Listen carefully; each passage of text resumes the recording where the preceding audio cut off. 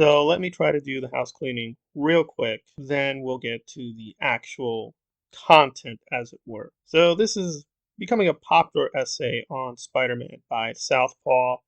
He's done a few things, but probably his most notorious things have been appearances on the EFAP.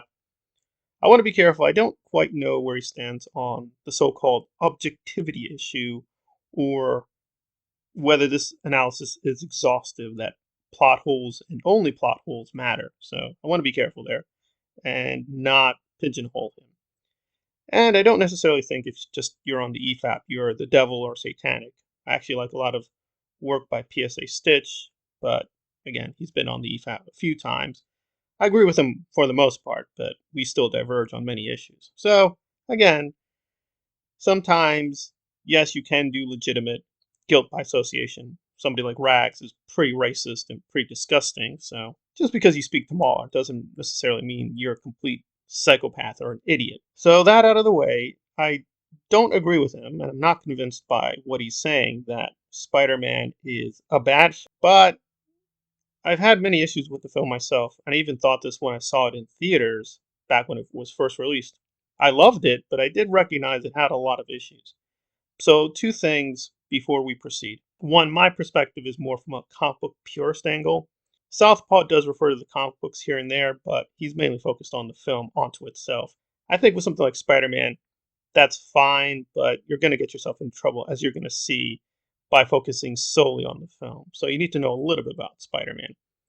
Secondly, my attitude towards the whole objectivity thing that the EFAP and others have promulgated, I don't really believe it. I'm very skeptical, so it doesn't have much power or weight. But you can decide for yourself whether you think it means anything. So, with those things out of the way, let's proceed. And this is, of course, fully spoiled, completely spoiled. He's going to jump in and talk about Octopus, which is a major part of the essay.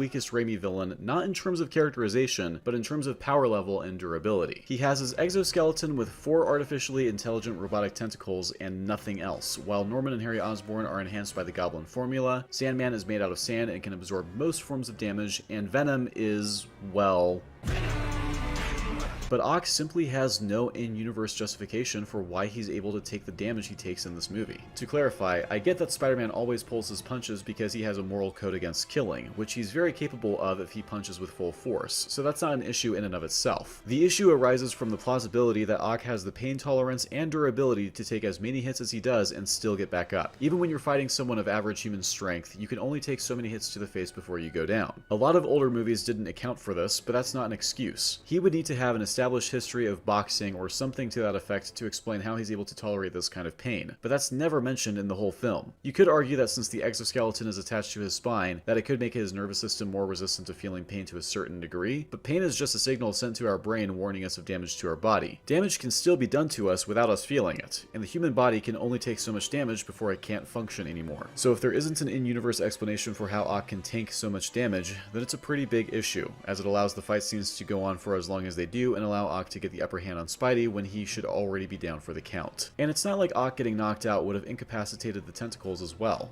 because they were still active while he was unconscious in the operating room. You could have him knocked out, and then his tentacles would have to carry him away and do all the fighting for themselves.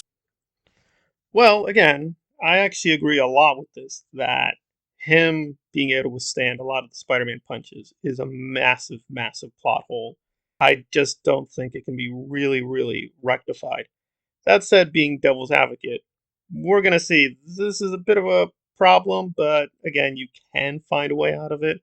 I think they should have dealt with this better in the film. But again, depends where we stand. So let's say we don't care about the source material. Now, in the source material, yes, Octopus is human. He is fully human. The arms, however, are insanely powerful. So I think Southpaw gets a lot of things wrong. He underestimates just how powerful the arms are. But we'll put that to one side. So yes, if we're following the comics, then yes, he should have been knocked out quite a few times. So him taking a direct hit or direct punch from Spider-Man several times makes no sense. That is true if we're following the comics. However, if you think the comics are fine, but the movies can be their own thing, there's really not much of an issue because you can just say, for whatever reason, he has this durability. He just has the durability. There is no issue. And technically, the film did give an implicit explanation because it could be, for whatever reason, being bonded to the arms changed his body. He can now withstand pain a lot more. But then he makes this more general point about pain, saying, well, it doesn't even matter. Even if the pain didn't register, your body's going to feel it and you're going to be knocked down for the count. Well, again, it depends on the body contextually. I mean, Wolverine's body, yes, takes massive amounts of pain. He can still be standing because of the healing factor. So, again, it depends on the body. When we're dealing with science fiction, finding a general rule about how a body works or pain works is a little difficult.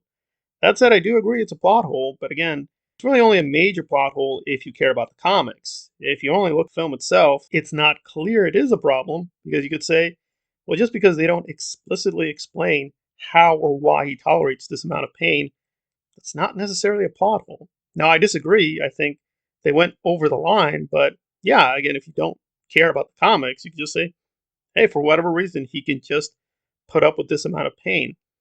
What I found astonishing is he then claims that, well, it doesn't really matter.